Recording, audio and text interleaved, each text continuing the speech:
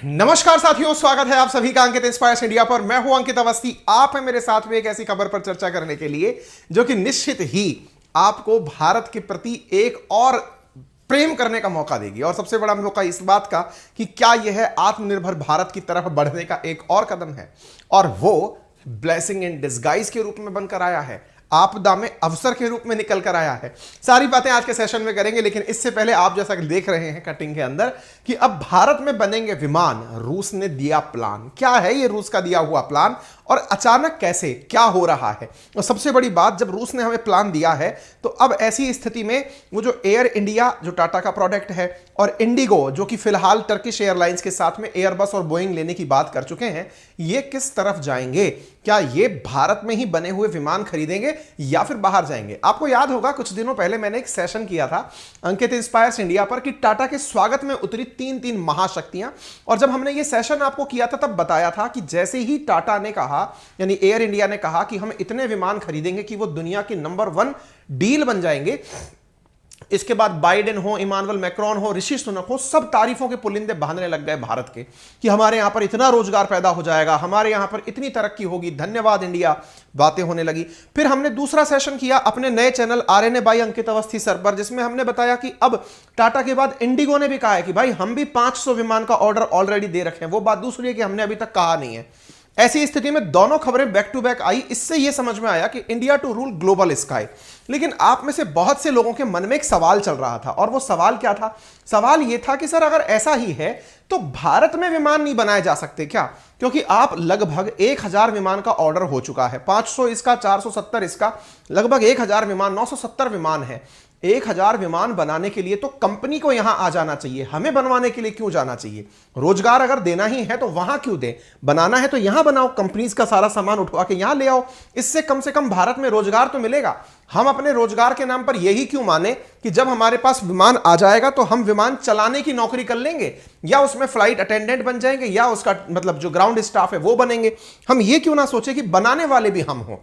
इस बात को शायद आप लोगों के मन की बात को रशिया समझ गया, और रशिया ने इस बात को समझते हुए फैक्ट्स के साथ इस बात को थोड़ा सा सबके सामने रख दिया है। क्या है?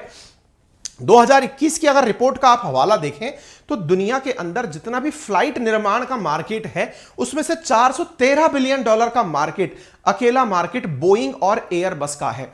मार्केट जो फ्लाइट निर्माण का है उसमें 90% मार्केट कैप अमेरिका की और यूरोप की कंपनियों का है। ऐसी स्थिति में बड़ी बात यह है कि दुनिया के और जितने भी कंपनीज हैं, चाहे वो कॉमेक चाइना की हो, जापान मित्सुबिशी जो जापान की हो, इनका मार्केट शेयर बहुत छोटा है। और तीसरी कंपनी जो इनके पीछे पीछे जुड़ी है, दुनिया की अगर 5 बड़ी कंपनियों के नाम लिए जाएं तो बोइंग और एयरबस नंबर 90% मार्केट लेकर बैठी हैं। फिर चाइना की कॉमेक है, जापान की मित्सुबिशी है और रूस की यूएसी है।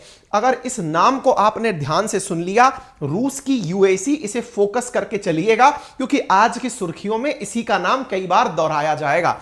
सवाल यह बनता है कि यदि ऐसा है तो भारत में ही नौकरियां क्यों नहीं पैदा कर देती ये बड़ी कंपनियां? लेकिन इनके पीछे तो बहुत अच्छा कारण है, और वो कारण यह है कि ये नहीं चाहते कि हमारी टेक्नोलॉजी हमारे देश से बाहर कहीं जाए।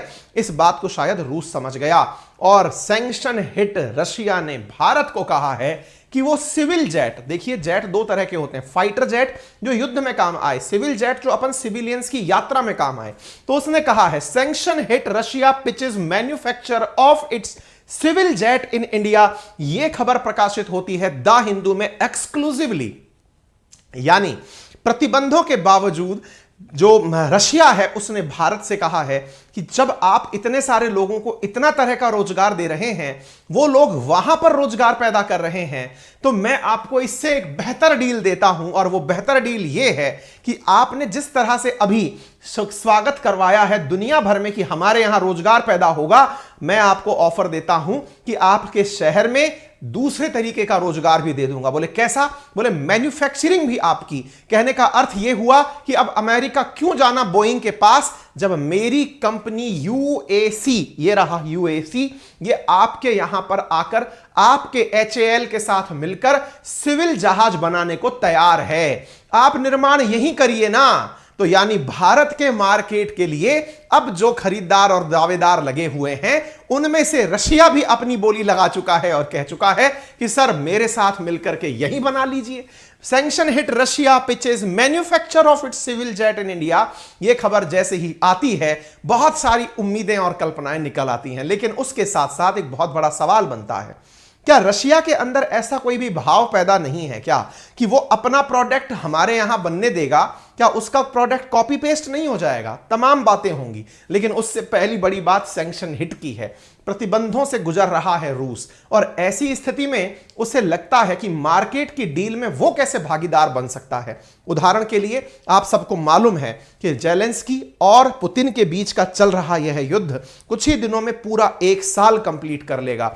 ऐसी स्थिति में इस वॉर के अंदर बहुत सारे सैंक्शंस रूस के ऊपर लगे हैं। अगर नंबर्स की बात करें तो 11,300 से ज्यादा सैंक्शंस रूस पर लगे हैं। इन सैंक्शंस की वजह से अगर हम ये माने तो रूस दुनिया का इस समय सबसे अधिक प्रतिबंधों को झेलने वाला देश बना हुआ है।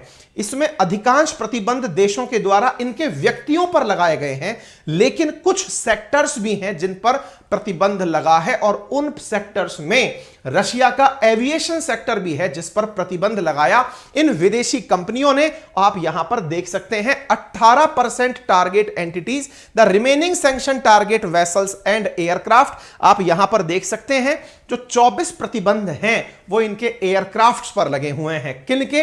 रूस के। एक इंटरेस्टिंग फैक्ट बताता हूं।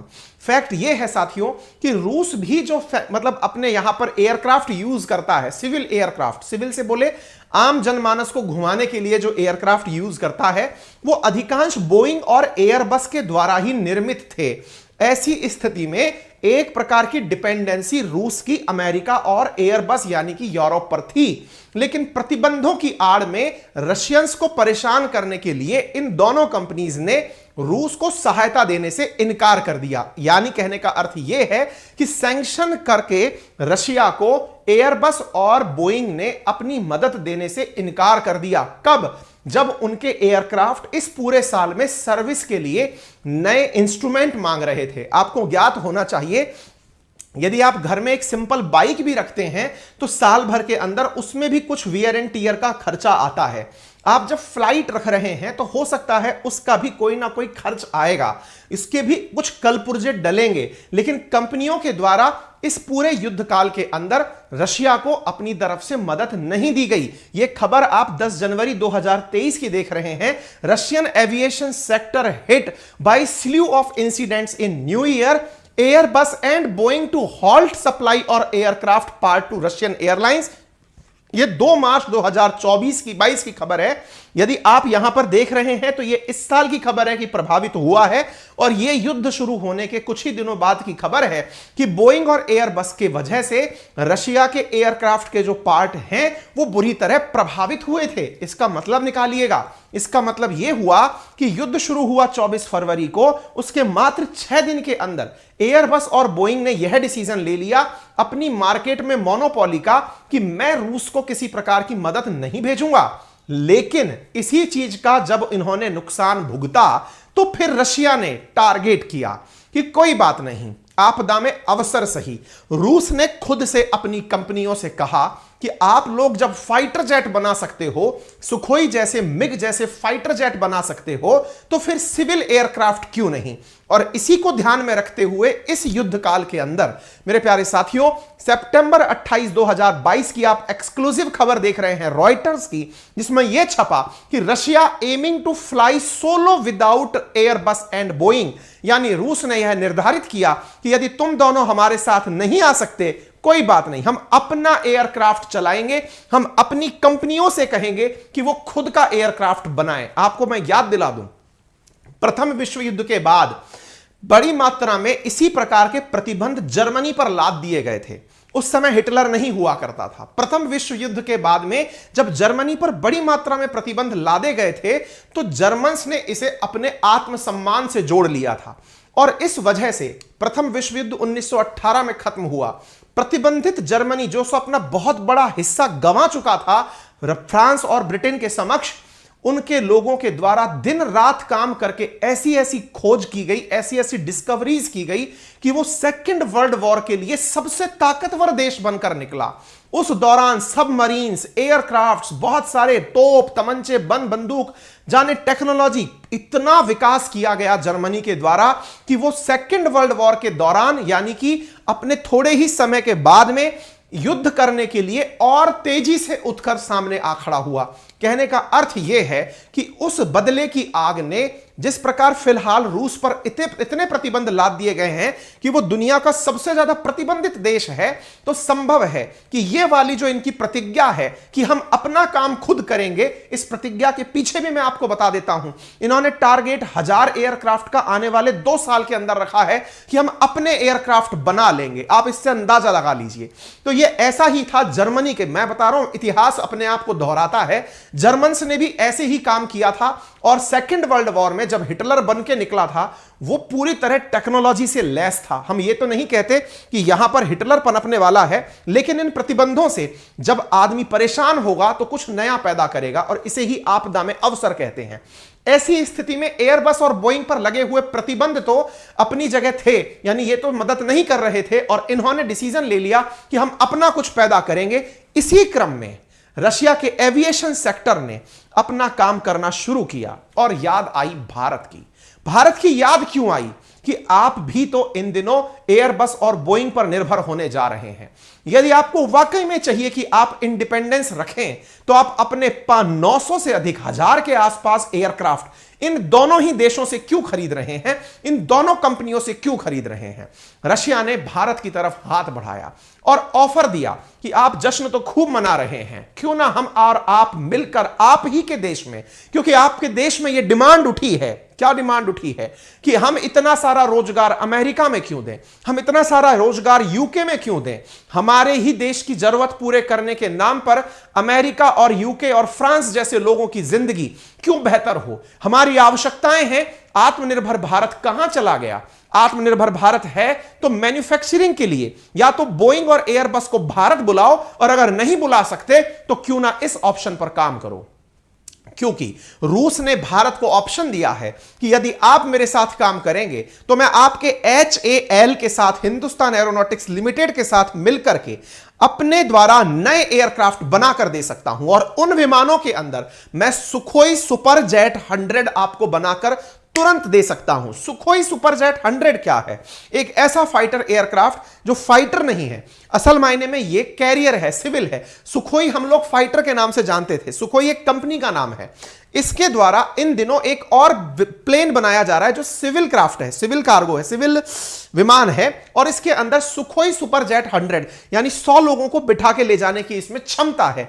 तो बोले हम आपको यह बनाने की काबिलियत देते हैं, आप HAL से कहिए वो हमारे साथ मिलकर बनाए, और एक ऑप्शन देते हैं, यदि आपके देश में कोई भी ऐसा व्यक्ति है जो प्राइवेट पार्टनर के रूप में हमसे जुड़ना चाहता है और चाहता है कि वो भी एयरक्राफ्ट बनाने में बोइंग और एयरबस की तरह ही काम करे, तो हम उसका भी वेलकम करते हैं। अगर ऐसी बात होती है तो निश्चित ही भारत के लिए बहुत सकारात्मक होगी। फिलहाल के लिए मैं आपको एक जरूरत की और जबरदस्त काम की चीज बता रहा हूं। आपको कुछ सेशन पहले मैंने किताब कैसे पढ़ें यह सिखाया था। अब मैं आप लोगों को एक आज और रिकमेंडेशन दे रहा हूं। आप में से बहुत सारे लोग ऑलरेडी कुकू FM डाउनलोड कर चुके होंगे। जो कर चुके हैं उन्हें एक बुक का रिकमेंडेशन है, और जो नहीं करे हैं वो कर लें, यह सजेशन है। क्या? पर्सनालिटी डेवलपमेंट कोर्स, ये किताब है जिसमें आप रोजाना अपने द्वारा 1 घंटा निकालकर इस किताब को 1 घंटे के लिए सुने, चैप्टर वाइज चैप्टर सुने, और जो इस किताब में आपको सजेशंस दिए गए हैं उन्हें अप्लाई करें।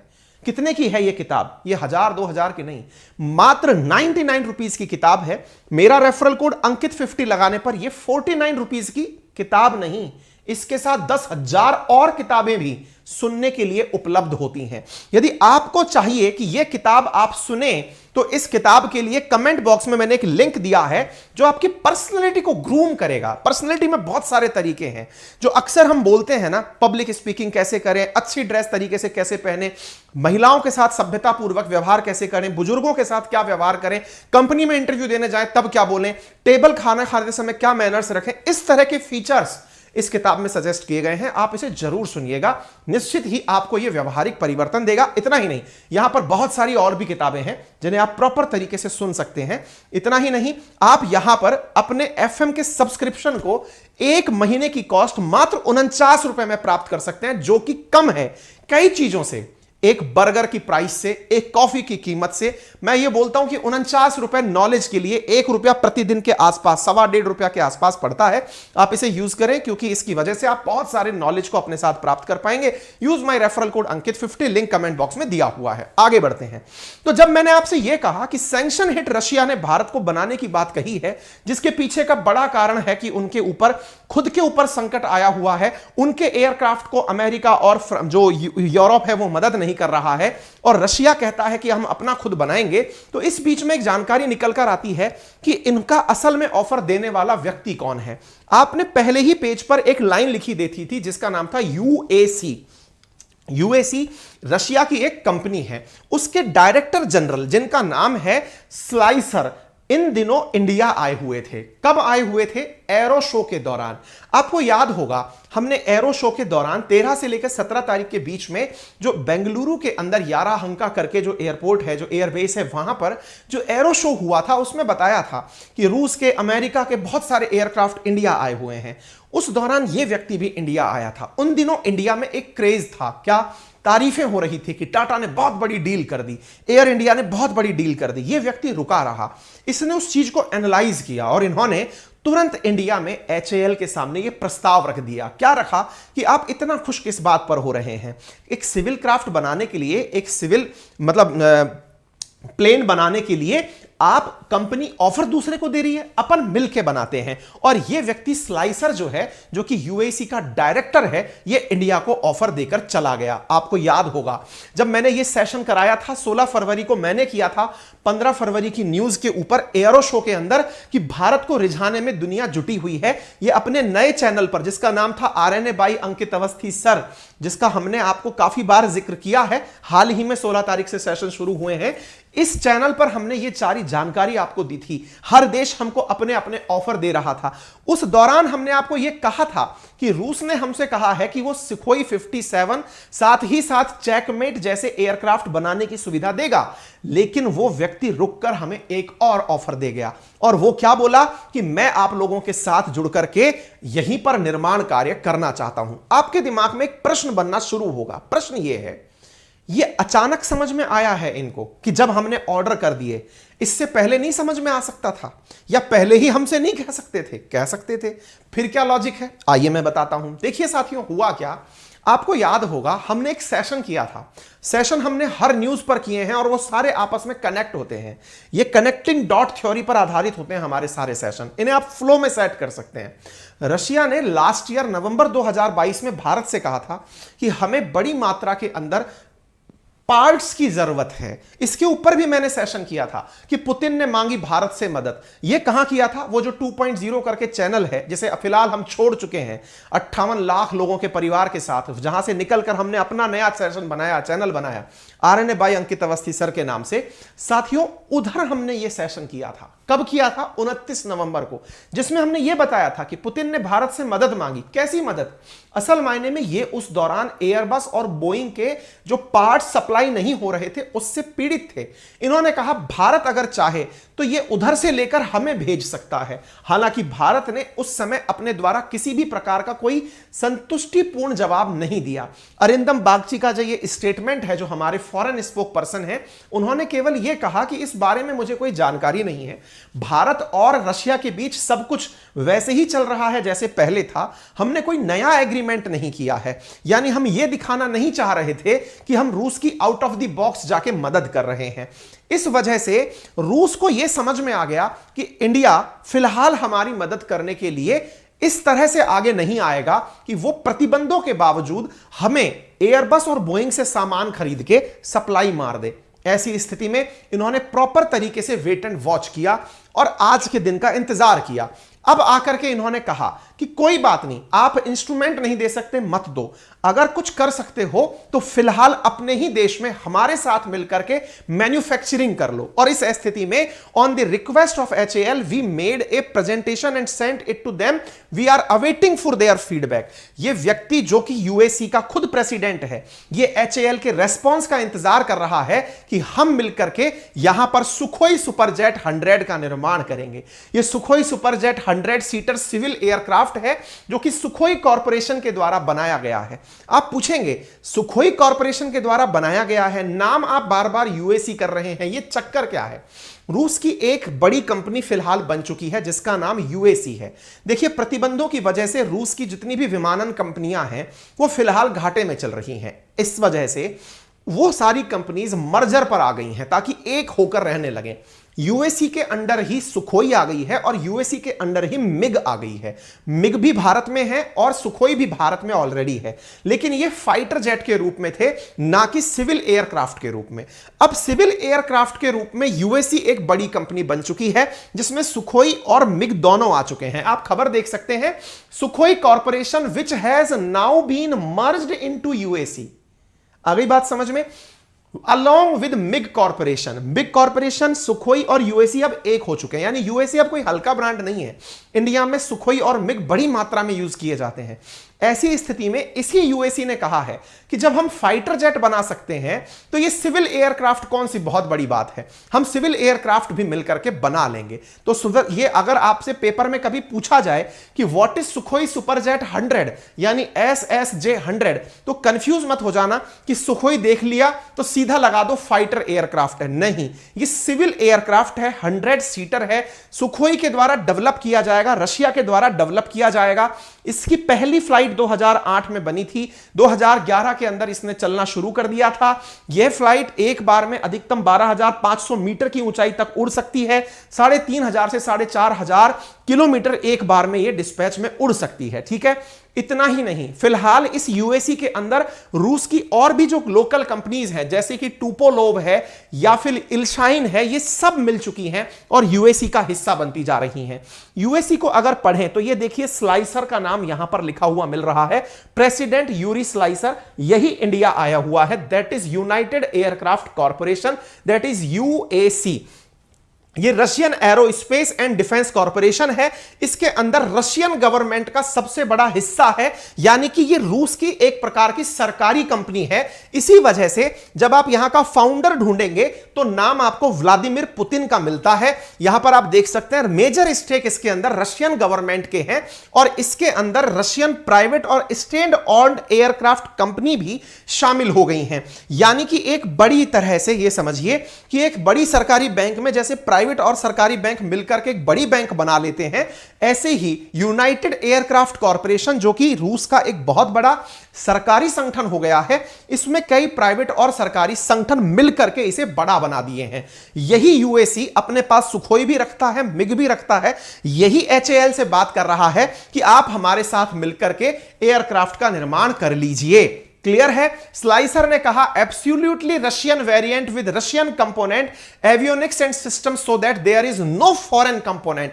हम इसमें कोई भी विदेशी सामान नहीं लगाएंगे, हम पूरी तरह से इसमें रशियन सामान लगाकर आपको बनाकर देंगे। इसी वजह से भारत के अंदर यह बात बहुत ज्यादा इंटरेस्ट के साथ ली जा रही है, क्योंकि यह कंपनी खुद कह चुकी है कि आने वाले 2030 तक हम खुद 1000 नए एयरक्राफ्ट निर्माण खुद से कर लेंगे। यह सोचकर देखिए इस देश ने, रूस ने अपने ऊपर लगे प्रतिबंधों का प्रतिकार कैसे किया कि हम अपने दम पर 1000 नए एयरक्राफ्ट बना लेंगे। आप पूछेंगे क्या हमें वाकई में 100 सीटर की जरूरत है? अरे भाई, जब 100 सीटर बन जाएगा तो 150 सीटर भी बन जाएगा, 200 सीटर भी बन जाएगा। यह दिमाग किस चीज पर लगा रहे हैं अब वो सुनिएगा। असल मायने में ये 100 सीटर का प्लान इंडिया के लिए लेकर आए हैं, सुखोई सुपरजेट 100। उसके पीछे का बड़ा कारण क्या है? देखिए, चाहे इंडिगो हो चाहे टाटा हो यानी एयर इंडिया हो, ये भारत के लिए 472 या 470 और 500 एयरक्राफ्ट भले ही खरीद रहे हो, लेकिन सबसे बड़ी बात यह है कि भारत में जो उड़ान स्कीम आई है, उड़े देश का आम नागरिक, वो असल में बड़ी सिटीज के लिए तो कारगर है ही, बड़ी से छोटी टाइप 2 और टाइप 3 सिटी को कनेक्ट करने के भी काम आएगा। उदाहरण के लिए दिल्ली को उदयपुर से कनेक्ट करना हो या जोधपुर से या जयपुर से, जब आप इसे कनेक्टिविटी देंगे तो आपको एक बार में 200 यात्रियों को ले जाने वाले विमान की जरूरत नहीं होगी। आपको छोटे विमान चाहिए होंगे जो छोटी डेस्टिनेशंस को एक दूसरे से कनेक्ट करेंगे। जैसे नेपाल में जो अभी थोड़े दिनों पहले फाइटर क्राफ्ट क्रैश हुआ था, फाइटर नहीं सिविल एयरक्राफ्ट जो क्रैश हुआ था, वो असल में 72 सीटर था। यानी आपको इंडिया में ऐसे एयरक्राफ्ट चाहिए उड़ान योजना को सफल बनाने के लिए जो सीटिंग कैपेसिटी के साथ छोटे हों। इस वजह से छोटे मार्केट्स को, उदाहरण के लिए अगर आपको जयपुर से उड़ करके लखनऊ जाना है तो यह बड़ा डेस्टिनेशन है, लेकिन जयपुर से उड़ करके वाराणसी जाना है तो वहां के लिए एक्सक्लूसिव क्राउड होगा कि वो वहीं के लिए जाएगा, कम यात्री हो सकते हैं, तो जहाज भी छोटा चाहिए तो फ्यूल भी कम खपेगा और उड़ान स्कीम इससे बहुत अच्छे से निकल कर आएगी। तो ये योजना बना करके एक अलग तरह का दिमाग लगा रहे हैं। ठीक है, आपको याद होगा भारत के उस फैसले के बाद जिसमें कि टाटा ने ऑफर किया था, बड़ी तरह से खुशियां लोगों ने मनाई थी, लेकिन अब यह तरीका जो रूस ने अपनाया है यह भी निश्चित ही सोचने के लिए हमें मजबूर करेगा। आने वाले समय में संभव है कि भारत की बहुत सारी कंपनियां इंक्लूडिंग HAL इस प्लान को अपने आप स्वीकार करेंगी। HAL हल्के में ना लिया जाए क्योंकि वो खुद से भी अपना एक 19 सीटर डोर्नियर विमान बना चुका है। अब बड़ा सवाल यह बचता है कि अगर रशिया को हम इतना ही मदद कर रहे हैं इस प्रतिबंध के काल में, हमने तेल भी उनका खूब खरीदा, हम उनकी सहायता के लिए एयरक्राफ्ट बनाने के लिए भी तैयार हो जाएं, तो भी हमें फायदा क्या है? बोले क्यों? क्योंकि अभी तक भी अगर व्यापारिक संतुलन की बात देखी जाए, ट्रेड बैलेंस की बात देखी जाए, बैलेंस ऑफ पेमेंट की बात देखी जाए, तो हम व्यापारिक घाटे में हैं। रूस हमसे कुछ आयात नहीं कर रहा है, सब कुछ निर्यात कर रहा है। बहुत कम मात्रा में हमसे इंपोर्ट किए जा रहे हैं, जिस वजह से हमारा घाटा $27 बिलियन का हो चुका है। अर्थात हमने भले ही तेल खरीदा हो, लेकिन रूस को हमसे माल खरीदना चाहिए, जिस वजह से हम व्यापारिक संतुलन क्रिएट कर पाए। अभी हाल ही में भारत के एनवॉय के द्वारा इस मुद्दे को पब्लिकल डोमेन पर रखा गया कि रूस के साथ व्यापार करके हमने बड़ी मात्रा में विदेशी मुद्रा पहुंचा दी उन तक, लेकिन उन्होंने हमसे कुछ नहीं खरीदा। व्यापारिक संतुलन बिगड़ रहा है। खैर, भारत इस अपॉर्चुनिटी को कैसे लेता है यह भारत के विचार करने वाले लोग समझे। हमने आपके सामने एक विकल्प प्रस्तुत किया है जिससे आप पूरे देश के प्रति अवेयर रहें। अगर आपको यहां तक प्राप्त जानकारी खूबसूरत लगी हो, अच्छा लगा हो, तो कृपया करके इस चैनल के राइट हैंड कॉर्नर पर नीचे की तरफ एक सब्सक्राइब का ऑप्शन दिया हुआ है, आप उसे क्लिक कर दें, जिसका कोई चार्ज नहीं लगता। सेशन को अपने साथियों से साझा करें और लाइक करें ताकि इस चैनल को ज्यादा से ज्यादा लोगों तक रिकमेंडेशंस में पहुंचाया जा सके। बाकी आपकी क्या राय है वो हमें कमेंट बॉक्स में जरूर बताएं। सेशन के कमेंट बॉक्स में जो मैंने बुक पिन की है, दैट इज मतलब कुकू FM के लिए अंकित 50 रेफरल कोड यूज करके आप उसे देख सकते हैं। ठीक है, अभी थोड़ी ही देर बाद, मुश्किल से 2 घंटे के अंदर अंदर 8:30 बजे तक मैं आपको एक और बेहतरीन सेशन लेकर लाने वाला हूं, real news and analysis by Ankit Awasthi पर, जो हमारा दूसरा YouTube चैनल है। उस पर क्या होने वाला है, रूस यूक्रेन की बरसी, अभी युद्ध का पूरा 1 साल होने जा रहा है। इस बीच में एक बड़ा ही सरप्राइजिंग इवेंट हुआ है। इवेंट क्या हुआ है? बाइडेन इस समय यूक्रेन में है। क्या होने वाला है जानने के लिए 8:30 बजे पहुंच जाइएगा। Real news and analysis by Ankit Awasthi. Thank you so much. अपना ख्याल रखें।